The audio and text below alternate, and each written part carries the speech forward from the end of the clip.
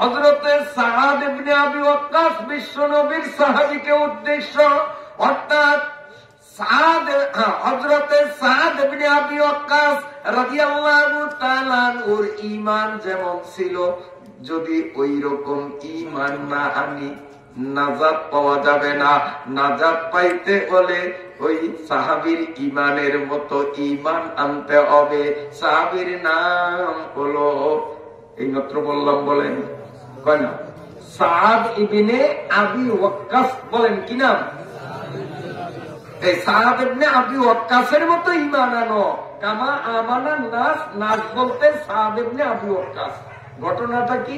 ঘটনাটা হলো হযরতে সাআদ ইবনে আবি ওয়াক্কাস রাদিয়াল্লাহু তাআলা আনহু মুসলমানদের একটা জমাত নিয়া দ্বীন প্রচারের জন্য অনেক দূরে রওনা দিছে।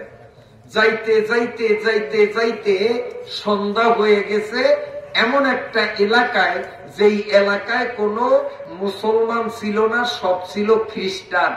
তখন হযরত সাআদ ইবনে আবি ওয়াক্কাস রাদিয়াল্লাহু তাআলা আনহু খ্রিস্টানদের কাছে বিনয়ের সাথে বলল, ভাই, আমরা বিদেশি পথিক, আমরা অমুক জায়গায় যাব, পথঘাট চিনি না, সামনে রাত, কোথায় থাকবো, আমাদেরকে কি একটা রাত্র থাকার মতো জায়গা করে দেওয়া যায়?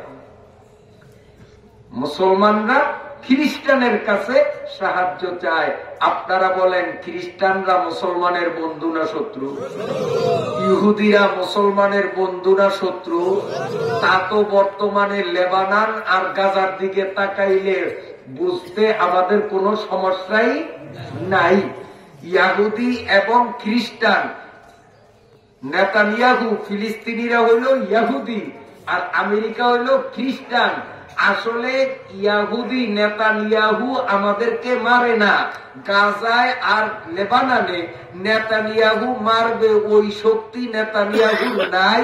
নেতানিয়াহুরে দিয়া মারাইতেছে আমেরিকায়। কথা বোঝেন না? মাইজা দেওয়ায় কে? আমেরিকায়। কারাতে দেওয়ায় নেতানিয়াহুরা তো ইহুদি। এখন আপনারা বলেন, ইহুদি, এই নেতানিয়াহু হইল ইহুদি আর আমেরিকা হইল খ্রিস্টান, এরা আমাদের বন্ধু না শত্রু? জোরে কর। জোয়ানেগো বন্ধু, বুড়িয়াগো বন্ধু শত্রু, আর জোয়ানগো বন্ধু। নইলে তোমার চুলের কাটিংটা ওই ইহুদি আর খ্রিস্টানের চুলের কাটিং এর মতো তোমার মাথায় দেখা যায়। লজ্জা লাগে না? শরম লাগে না? আকলের উপরে পিছার বাড়ি দেওয়া উচিত তোমার। তোমার মাথায় মুহাম্মদুর রাসূলুল্লাহ চুলের কাটিং কেন দেখা গেল না? তোমার মাথায় ওই ইহুদির চুলের কাটিং, ওই খ্রিস্টানের চুলের কাটিং দেখা যায়। তুমি কি ইহুদির বাচ্চা? তুমি কি খ্রিস্টানের বাচ্চা? নিজের বিবেকের কাছে একটু প্রশ্ন করো। লজ্জা করা উচিত ছিল। কথা ঠিক না? আল্লাহ আল্লাহ, কষ্ট হয় আপনাদের। তো খ্রিস্টান ইহুদি আমাদের শত্রু না বন্ধু? ও আল্লাহ নিজে কোরআন শরীফে বলে দিয়েছেন যে এরা পরস্পর বন্ধু, কিন্তু মুসলমানের শত্রু। দুটোই মুসলমানের শত্রু, দুটোই মুসলমানের শত্রু, আল্লাহ নিজে বলেছেন। আচ্ছা, এখন খ্রিস্টানরা চিন্তা করলো, এটি তো মুসলমান, আর মুসলমান কিন্তু মারণ লাগে, আমরা হাতে ধরিয়া মারতাম কা? আমাদের অস্ত্রই বা খরচ করতাম কা? এমনি তো কাম বানাইতে পারি। কি বুদ্ধি দিলকে, এই পথ ধরিয়া এমনে এমনে এমনে এমনে যান, গেলে সেখানে একটা গ্রাম আছে, সেখানে আপনাদের জাতীয় মুসলমান আছে, আপনারা রাত্রে সেখানে থাকতে পারবেন। একটা ভুল পথ দেখে, ভুল পথ, একটা জঙ্গলের পথ দেখাইছে, যেই জঙ্গলের মধ্যে হিংস্র প্রাণী থাকে। সাআদ ইবনে আবি ওয়াক্কাস সরল মনা মুসলমান, উনি তো ওর কথা বিশ্বাস করছে। বিশ্বাস করিয়া ঠিক হাঁটতে হাঁটতে হাঁটতে হাঁটতে সামনে আগাইলেন। এখন পরিবেশ অন্ধকার হয়ে গেছে। বাঘ, ভাল্লুক, মোটা মোটা অজাগর সাপ, আরো কত হিংস্র প্রাণীর আনাগোনা দেখিয়া সবার তো এখন কলিজা দুপুর দুপুর করে। সাথীরা বলে, আমির সাহেব, এখন তো নির্ঘাত মৃত্যু আমাদের, কি করব আমরা? হযরতে সাআদ ইবনে আবি ওয়াক্কাস বললেন, দেরি করিও না, তাড়াতাড়ি এখানে একটা স্টেজ বানাও, এই ওয়াজের স্টেজের মতো একটা স্টেজ বানাও। সাথীরা ভাবছেন যে জাতির উদ্দেশ্যে কোনো ভাষণ দিবেন, আমাদেরকে মরার আগে কিছু নসিহত ওসিয়ত করবেন, স্টেজ একটা বানাইছে। এই স্টেজে দাঁড়াইয়া হযরতে সাআদ ইবনে আবি ওয়াক্কাস রাদিয়াল্লাহু তাআলা আনহু জোরে জোরে চিল্লিয়ে চিল্লিয়ে বলেন, ইয়া আইয়ুহাল ওয়াহুশ, ইয়া আইয়াতুল হাশারাত। এভাবে আরবি তো উনি তো বাংলা জানেন না, বাংলা অর্থ হইল, হে বনের হিংস্র প্রাণীরা, হে বনের বাঘ ভাল্লুক সাপ বিচ্ছুরা। সবাই কয় কি রে, মানুষেরে ডাকলেন একটা কিছু হইতো, বাঘেরে বোলায়, বাঘ ভাল্লুকেরে বোলায়, বাঘ ভাল্লুক কি ওনার ডাকে সাড়া দিবে? সবাই চুপ। যখন এই তিনি ডাক দিলেন, হে জঙ্গলের বাঘ ভাল্লুক হিংস্র প্রাণীরা, এদিকে আসো। দলে দলে বনের ভিতর থেকে সাপ বিচ্ছু, তারপরে বাঘ ভাল্লুক, আরো কত অচেনা প্রাণীরা আসতে লাগলো। সাআদ ইবনে আবি ওয়াক্কাস জোরে জোরে তাদের জানাইয়া দিলেন, হে বনের হিংস্র প্রাণীরা, আমরা কিন্তু সাধারণ কোন মানুষ নই, আমরা বিশ্ব নবী মুহাম্মদুর রাসূলুল্লাহর দল। আপনি আমি কার দল? আমার নেতা তোমার নেতা বিশ্বনবী মুস্তাফা। সবাই কয় না নবীর নেতা মানতে রাজি নাই, কারণ সামনে তো ঝামেলা আছে। আমার নেতা তোমার নেতা বিশ্বনবী মুস্তাফা। আরো মুখ খুলিয়া, আমার নেতা তোমার নেতা বিশ্বনবী মুস্তাফা। হযরত সাআদ ইবনে আবি ওয়াক্কাস রাদিয়াল্লাহু তাআলা আনহু ডাকলেন, বাঘ ভাল্লুক হিংস্র প্রাণীগুলো জড়ো হলো। তিনি বললেন, এ জঙ্গলের হিংস্র প্রাণীরা, আমাদেরকে সাধারণ মানুষ ভেবো না, আমরা বিশ্ব নবীর দল। সুবহানাল্লাহ। আপনি আমি আমরা কার দল? জোরে বলেন, কার দল? আমরা বিশ্ব নবীর দল। আমি বিশ্ব নবীর এই দলের আমির হিসাবে তোমাদেরকে হুকুম করলাম, অন্তত আজকের মতো একটা রাত্রের জন্য এই জঙ্গল ছাড়িয়া তোমরা দূরে চলিয়া যাও। জঙ্গলটা আমাদের জন্য নিরাপদ করিয়া দাও, খালি করিয়া দাও। যদি তোমার আমার এই আদেশ অমান্য করিয়া আমার কোন সাথীর উপর যদি আক্রমণ করিয়া বসো, আমি সাআদ ইবনে আবি ওয়াক্কাস কিন্তু তিলে তিলে অ্যাকশন নিব, তার উচিত বিচার করব। দেখলেন, আবার ধমকও দিল।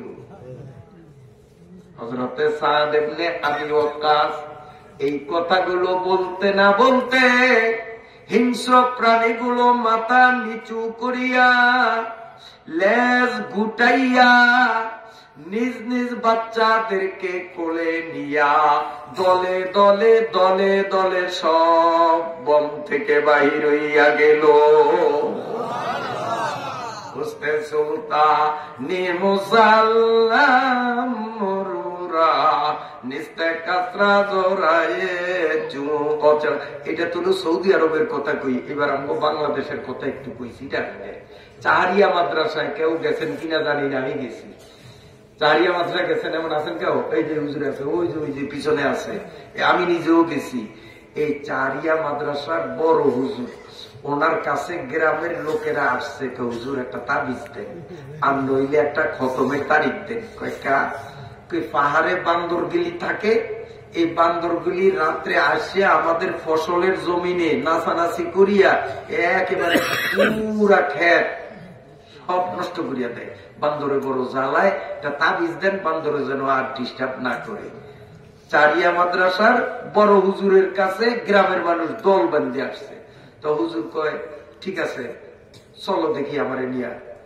গেছে, যাইয়া দেহে গাছে গাছে হাজার হাজার বান্দর বান্দরামি করতে আছে। বান্দরে কিন্তু বান্দরামি ছাড়া থাকে না, চিড়িয়াখানায় যারা গেছেন তারা দেখছেন বান্দরের কাবুই বান্দরামি করা। ষড়যন্ত্রকারী যারা তারা দেশও থাকলেও ষড়যন্ত্র করে, দেশের বাইরে পালিয়ে গেলেও ষড়যন্ত্র করে, কারণ এইটা তাদের স্বভাব, এটা তাদের জাতিগত স্বভাব। ও দেশে থাকতেও ইসলামের বিরুদ্ধে, রাষ্ট্রের বিরুদ্ধে, হকের বিরুদ্ধে ষড়যন্ত্র করে, দেশের থেকে পালাইয়া গেলেও ষড়যন্ত্র ভুলে না, সেখানে থেকেও ষড়যন্ত্র। আল্লাহ। এইবার হুজুরে দিয়ে দিয়ে যে বান্দরে বান্দ্রামি করে লাফালাফি করতে আছে, আর ক্ষেতের মধ্যে আহারে ধান ক্ষেত সব লাইফে জমিনের সাথে মিশিয়ে দিছে। হুজুরে ওই ক্ষেতের আইলে দাঁড়াইয়া ডাক দিলেন, জোরে ডাক দিলেন, এই পাহাড়ের মধ্যে কতটা বান্দর আছো, তোমাদের সাথে আমি একটু কথা বলবো। সারিয়া মাদ্রাসার হুজুরে আসছি, তাড়াতাড়ি আমার আওয়াজ রারা শোনো, তাড়াতাড়ি আসো। হুজুর এইভাবে ডাক দিছে। ডাক দেওয়ার পরে বান্দরগুলি গাছের থেকে লাফে লাফে নাইমা সব আইসা হুজুরের সামনে বসছে। আপনারা এখন আমার সামনে যেইভাবে বসা, সব বান্দর বসা, যেন একটা ওয়াজ মাহফিল বক্তা চারি আর হুজুর শ্রোতা হইল বান্দর। সুবহানাল্লাহ। এবার করেন না, কেন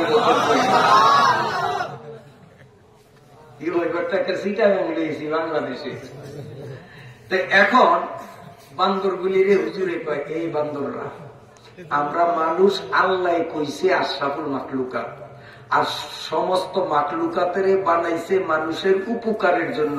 তোরা যে মানুষের ক্ষতি করছ, এই যে ক্ষেতের কোন ফসল আছে, আল্লাহর বান্দারা কি খাইব?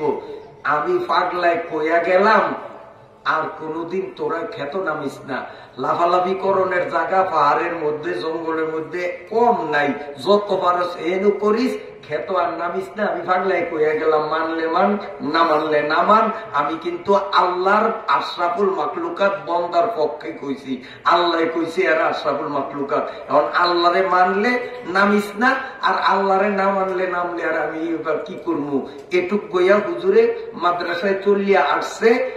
এই যে আইসে, এখনো যদি আপনি কালকে মধু চৌধুরী আট হইয়া তারপরে বাসে চড়িয়া চিটাগাং যাইয়া সারিয়া যান, তো গেলে দেখবেন বান্দর সব ওই বাগানের মধ্যেই। একটা বান্দরও সেই দিন থেকে খেতে নামে নয়, এখনো নামে না। খেতের আইলে পাশেই বান্দরামি করে গাছে, কিন্তু খেত নামে না। ওই যে আল্লাহর বলি হইছে, কথা শুনছে। হযরত সাদ ইবনে আবি ওয়াক্কাস রাদিয়াল্লাহু তাআলা আনহু বলেন, হে বনের হিংস্র প্রাণীরা, আমি সাদ ঘোষণা করলাম, আমরা বিশ্ব নবীর দল, এই দলের আমির হিসাবে ঘোষণা দিলাম, আজকের রাত্রটা আমাদের জন্য নিরাপদ যেন হয়। সব জঙ্গল ছাড়িয়া চলিয়া যাও। যদিও আমার কথা, আমার নির্দেশ অমান্য করিয়া আমার কোন সাথীর উপর আক্রমণ করো, আমি কিন্তু তার পূর্ণ বিচার করব। দিলের ভিতরে আল্লাহর উপরে কি পরিমাণ ঈমান থাকলে এমন কথা বলতে পারে? কথাটা বুঝেন না? কি পরিমাণ ঈমান থাকলে এমন কথা বলা যায়? বন্ধুরা আমার, কষ্ট হয় আপনাদের?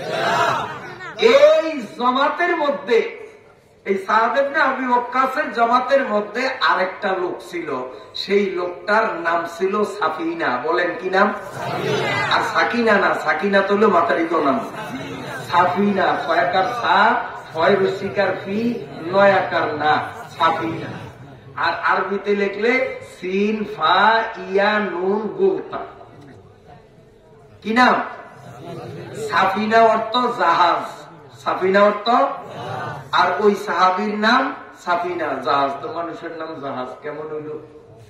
মানুষের নাম জাহাজ রাখলো কা?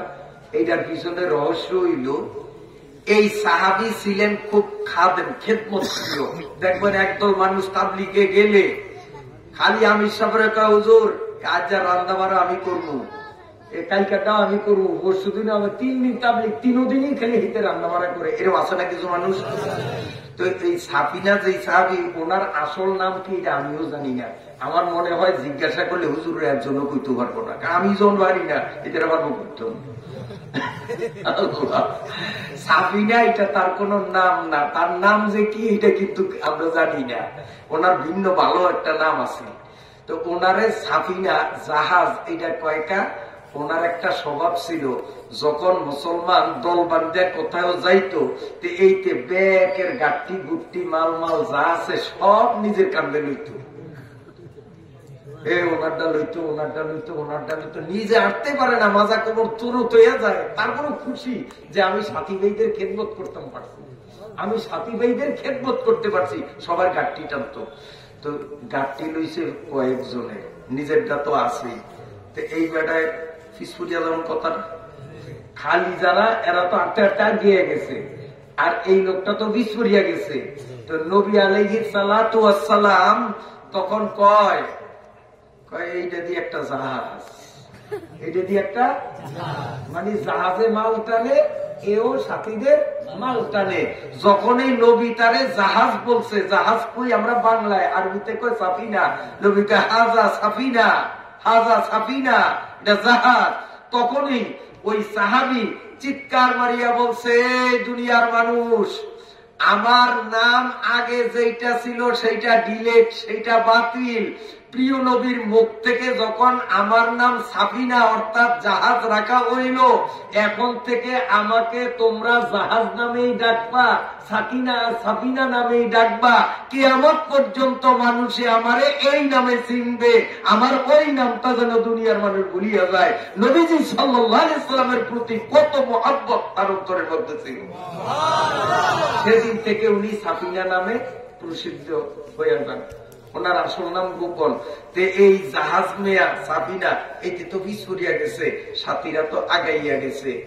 হঠাৎ একটা নেকড়ে বাঘ ওনারে একা দেইকা আক্রমণ করার জন্য সামনে আসছে।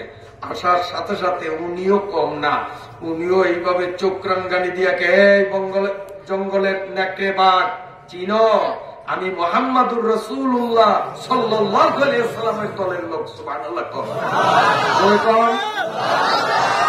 বাঘেরে কয় আঙ্গুল দেখে এই বাঘ, আমি আখিরি নবী মুহাম্মাদুর রাসূলুল্লাহ সাল্লাল্লাহু আলাইহি ওয়াসাল্লামের উম্মতের দল। আমার সাথীরা খালি ছিল, তাই তারা অনেক দূর আগাইয়া গেছে। আমি সবার গাঠটি নিয়ে হাঁটতে পারি নাই, তাই পিছ পড়িয়া গেছি। এই একা একিতের, এই যে আমি একা, এই সুযোগ পাইয়া আমার উপরে আক্রমণ করিও না, খবরদার, সাবধান। যখনই এতটুকুন বললেন, তখন সাফিনা বলেন, আমার কথাগুলি শুনিয়া এই বাঘটা পাছাটা আমার দিকে দিয়া কল্লাটা ঘুরাইয়া লেজ নাড়িয়া নাড়িয়া ইশারায় যেন আমারে বুঝাইতেছে যে সাফিনা, তোমার সাথীরা অনেক দূরে গেছে, তুমি এই সাথী পর্যন্ত পৌঁছতে মাঝখানে কেউ যেন তোমারে আক্রমণ করতে না পারে, আমি পাহারাদারি করিয়া তোমাকে সাথী পর্যন্ত পৌঁছে আনি। আল্লাহ রাব্বুল আলামিন তাই বলেন, ইয়া আইয়ুহাল্না ইয়া আমিনু কামা আমানান নাস ওয়া ইযা কিলা লাহুম আমিনু কামা আমানান নাস। এখানে নাসের দ্বারা মুরাদ হযরতে সাদ ইবনে আবি ওয়াক্কাস, এখানে নাসের দ্বারা উদ্দেশ্য হলো সাফিনা। তাই আল্লাহ বুঝাইতেছেন, হে হেদারাটের মুসলমানরা, গরু খাওয়া ইমান কিন্তু জান্নাতে তোমারে নিতে পারবে না।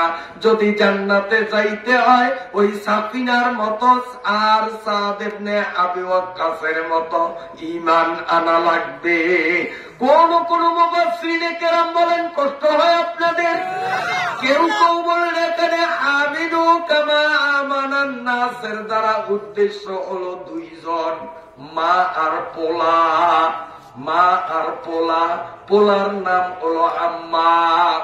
পোলার নাম কি বলেন? আম্মার। আর মায়ের নাম হলো ইসলামের প্রথম মহিত শহীলা কি নাম? সুমাইয়া। কেউ হুজুর লাগে না? না লাগে। ওটা আমার মুখস্থ আছে, তারপরে আমি কই নাই। জিজ্ঞাসা করলাম, আপনাকে ভিতর থেকে উত্তর আসে না, হুজুর গো ভিতর থেকে উত্তর আসছে, তাহলে হুজুর লাগে না? না লাগে। হুজুর লাগে না? না লাগে। এইটা একটা হাতে কলমে প্রমাণ দিলাম, কারণ হুজুর যে লাগে আমি এইটা দিয়েই বয়ান শুরু করলাম, আর এইটার প্রমাণটা এখন দিলাম। কি নাম না মহিলার? সুমাইয়া। মাশাআল্লাহ। এইবার হুনিয়া হুনিয়া কইছেন, তাও ব্যাকে কয় না যে আমার ভুল হয়ে যায়নি, ডরে কয় না। আল্লাহ বলেন, মহিলা সাহাবীর নাম কি? আর ওনার ছেলের নাম আম্মা। এখানে আমিনু কামা আমানান নাস দ্বারা উদ্দেশ্য হলো এই মা আর পোলা দুইজন। ঘটনা কি? ঘটনা হলো আম্মারও মুসলমান, আম্মারের মা ইনিও মুসলমান। বন্ধুরা আমার, আবু জেহেল যখন শুনতে পাইল এরা মা পোলা দুইজন মুসলমান হইয়া গেল, এই দুষ্ট আবু জেহেল মা পোলা দুজনরে গ্রেপ্তার করিয়া দুইজনরে মুখামুখি দুইটা খুঁটির সাথে মাজায় বান্ধিল। মায়েরে বানলো একটা গাছের সাথে, সামনেই পোলারে বানলো আর একটা গাছের সাথে বান্ধিয়ে আবু জেহেল বলে, ঈমান সারবা কিনা বলো, ইসলাম সারবা কিনা বলো। মার পোলা দুইজনের মুখ থেকে একই জবাব, এ আবু জেহেল, আমরা মুসলমান, মুসলমান আল্লাহরে ধরতে জানে, মুসলমান আল্লাহরে ছাড়তে জানে না। মুসলমান জীবন দিতে পারে, মুসলমান ইজ্জত দিতে পারে, মুসলমান জেল খাটতে পারে, মুসলমান তবুও আল্লাহরে ছাড়তে পারে না। ঠিক না বেটি? আল্লাহ যদি আল্লাহরে ছাড়তো তাইলে এত আলেম জেলে যাওয়া লাগতো না। আল্লাহরে শক্ত করিয়া ধরছে, যার কারণে আলেমরা দোষ না করিয়াও জেলখানা লাগছে। বেশি দিন আগের কথা না। এরপরেও লজ্জা থাকলে আবার তারা কেমনে রাষ্ট্র গঠনের চিন্তা করে, আটকলার লজ্জা যদি থাকে, এখনো যে কেন তওবা করে না আমার মাথায় ধরে না, আমার মাথায় ধরে না। বন্ধুরা আমার, বিরক্ত হন। আবু জেহেল এই দুইজনরে বান্ধিয়া সামনে আসিয়া যখন ঈমান ছাড়ার প্রস্তাব দিল, মা পোলা দুইজন যখন সরাসরি জবাব দিয়া দিল, দুষ্ট আবু জেহেল বলে, আম্মার রে, তোর মা সুমাইয়াকে এখন তোর সামনে ল্যাংটা করা হবে না। নাউযুবিল্লাহ। হযরতে আম্মারের বয়স এক বর্ণনা মতে 18 বছর। 18 বছরের সাবালেক ছেলের সামনে যুবতী মাকে বিবস্ত্র করা কত বড় জঘন্য কাজ। তোর সামনে তোর মাকে এখন ল্যাংটা করা হবে, ঈমান ছাড়বে কিনা বল, নইলে তোর মায়ের ল্যাংটা করব। মা পোলা দুইজনের চোখের থেকে পানি পড়ে।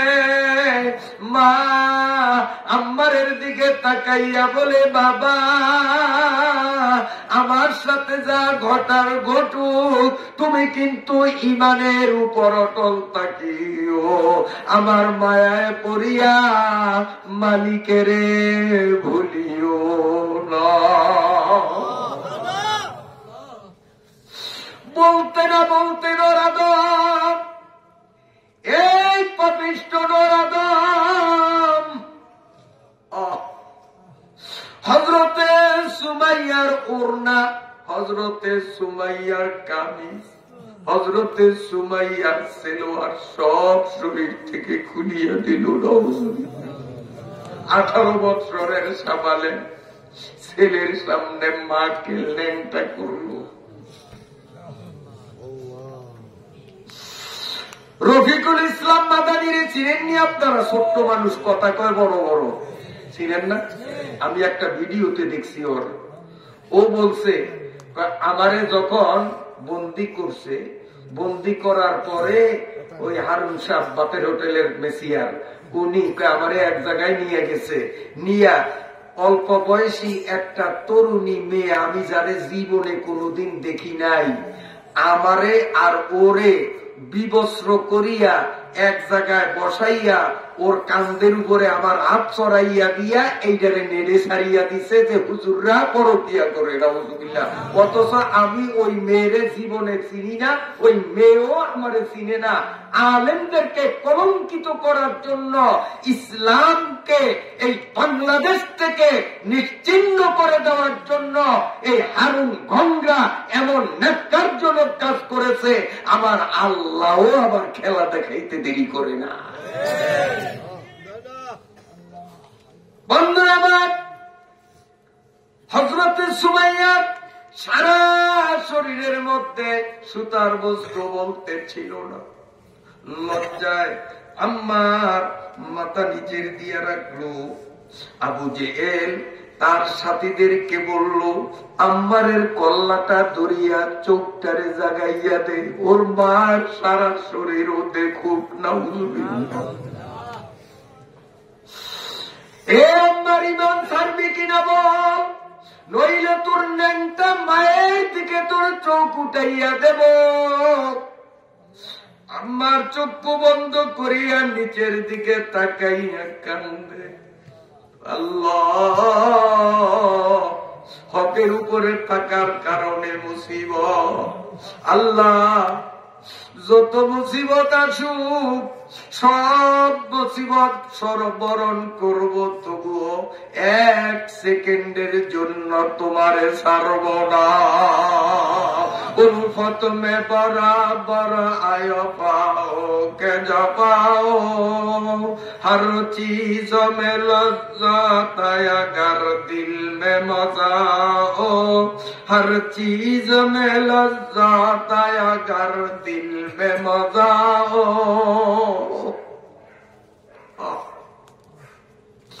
কি করুণ দৃশ্য!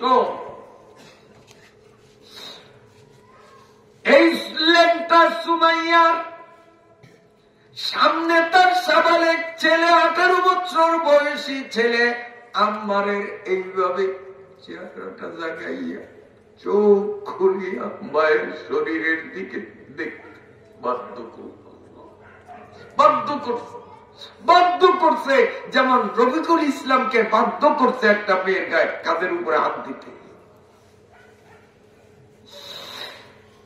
এইভাবে হযরতে আম্মার 2 চোখের পানি ছাড়িয়া কান্দে আর মনে মনে বলে, মালিক, এমন দৃশ্য দেখার আগেই মাটি ফাটিয়া যদি যাইত, আমি মাটির নিচে চলিয়া যাইতাম কতই। হযরতে আম্মার চোখ বন্ধ করিয়া কাঁদতে আছে। পাপিষ্ঠ আবু জেহেল একটা সেল, শাবল যেটা করে চিনবেন, সেল টেডা আমাদের দেশে এখন নাই, শাবল তো চিনেন, শাবল, লোহার শাবল, এই শাবল দিয়েই বুঝাই। এই দুষ্ট আবু জেহেল লোহার একটা শাবল আনিয়া, আল্লাহ, ঈমান কেন আনলো? এই অপরাধের কারণে সুমাইয়ার পেশাবের রাস্তায় লজ্জাস্থানের মধ্যে এমন জোরে আঘাতের পরে আঘাত শুরু করলো। রক্ত ঝরতে ঝরতে অল্পক্ষণের মধ্যেই হযরতে সুমাইয়া শহীদ হয়ে গেল। হযরতে সুমাইয়ার দেহ থেকে রূহটা বাহির হওয়ার সময় চিৎকার মারিয়া বলেন, বাবা আম্মার, আমার সাথে যা হওয়ার তো হইতেছে, আমি তো এখন শাহাদতের শরবত পান করব, শহীদ হইয়া যাব। বাবা, মরণকালে তোরে ওসিয়ত করি, এর থেকে কঠিন সাজা আসলেও ঈমান হারাইও না, কারণ মুসলমানের কাছে ঈমানের চেয়ে দামি কিচ্ছু নাই। তাই আমার আল্লাহ বলেন, ওয়াইদা কিলা লাহুম আমিনু কামা আমানান নাস, ঈমান আনো যেমন ইমান আনছে লোকেরা, অর্থাৎ যেমন ইমান আনছে আম্মার, যেমন ইমান আনছে সুমাইয়া, এমন ইমান যদি না আনি, আমার ইমান যদি আমারে ফজরের নামাজ পড়াইতে না পারে, আমার ইমান যদি আমারে জহুরের নামাজ পড়াইতে না পারে, আমার ইমান যদি আমারে আসরের নামাজ পড়াইতে না পারে, আমার ইমান যদি আমারে পর্দা না করাইতে পারে, আমার ইমান যদি মালে ভেজাল দেওয়া থেকে আমাকে ফিরাইতে না পারে, আমার ইমান যদি জমিনের আই খেলার মতো কুঅভ্যাস থেকে আমারে ফিরাইতে না পারে, এই ইমান কোনদিন জাহান্নামের আযাবকে ঠেকাইতে পারবে না। ঠিক না বেঠিক?